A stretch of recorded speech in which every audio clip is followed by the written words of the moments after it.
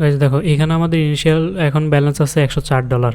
আজকে 6 মে এবং আজকে আমাদের প্রফিট টার্গেট ছিল $2 এবং টোটাল ব্যালেন্স থাকবে আছে $106।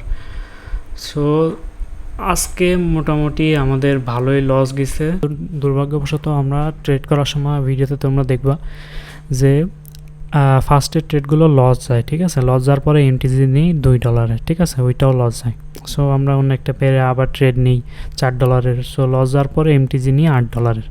সো কথা অনুযায়ী আমাদের এই $15 স্টপ লস রাখা উচিত ছিল, ঠিক আছে। কিন্তু মোটামুটি মার্কেট থেকে আমি ভাবছিলাম যে হয়তো বা লসগুলো আমি অফ স্ক্রিন মোটামুটি ট্রেড করে রিকভারি করে ফেলবো, কিন্তু আসলে তেমন পসিবল হয়নি।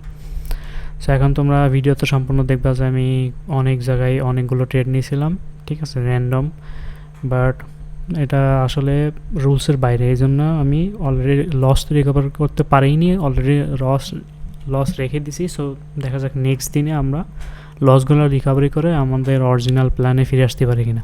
সো যারা এই চ্যানেলে নতুন আছো তারা অবশ্যই চ্যানেলটিকে সাবস্ক্রাইব করো এবং নেক্সট যে ভিডিওটা আপলোড দেবো সেটার জন্য অলওয়েজ বেল নোটিফিকেশন অন করে রাখবা। নেক্সট আমাদের ভিডিওতে কি হয় দেখা যাক।